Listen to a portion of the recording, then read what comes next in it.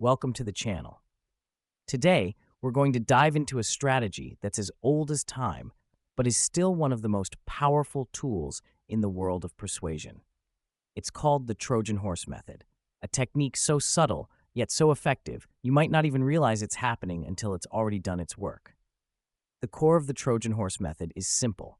You embed your ideas into people's minds in a way that makes them believe they came up with them on their own.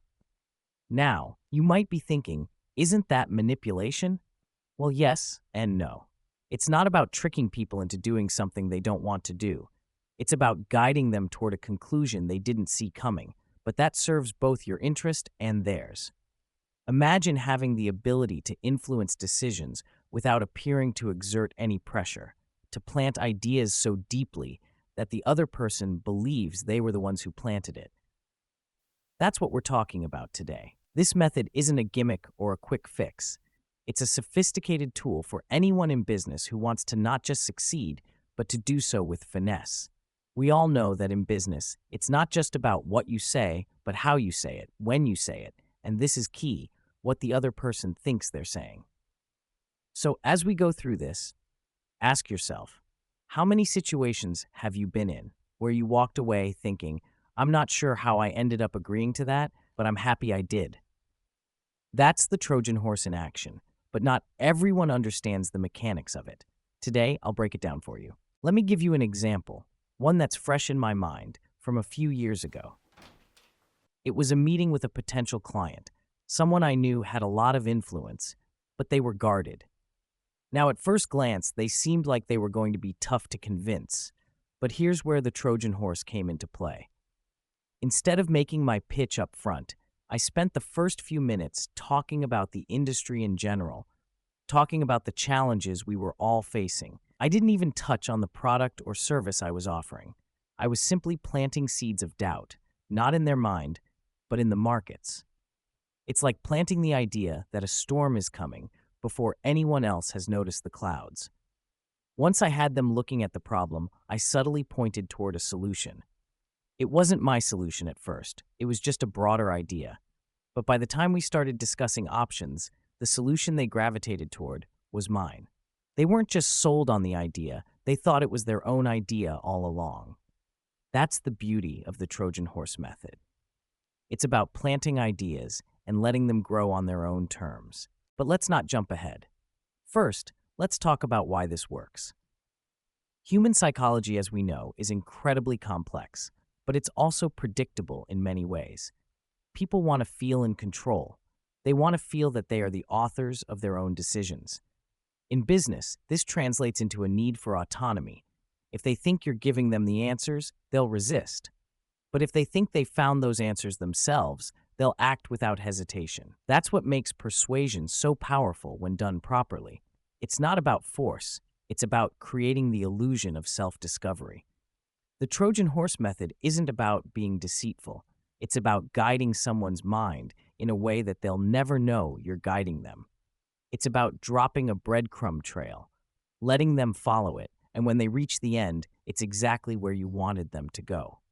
And here's where the art of this comes in. Timing. The Trojan horse doesn't work if you rush the process. You've got to be patient.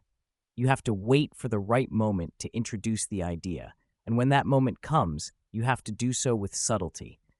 For example, let's say you're negotiating a deal with someone and they've already outlined their demands.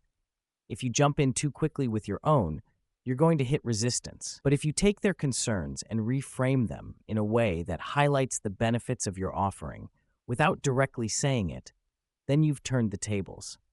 They'll arrive at the conclusion you wanted them to, but they'll believe it was their idea. The idea of timing isn't just about waiting for a pause in the conversation.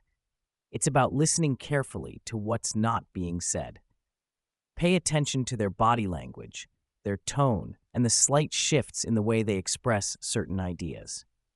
These are the signals you need to build your Trojan horse. Now I want to shift the focus a bit and ask, what does this mean for you as a business leader or entrepreneur? How do you take these tactics and make them your own? First, it's crucial to understand that the Trojan horse isn't a one-size-fits-all solution. It's adaptable. If you're trying to persuade a client, a partner, or even an employee, you have to tailor your approach. For example, with a client, you might plant seeds by subtly discussing their challenges and how the market is shifting.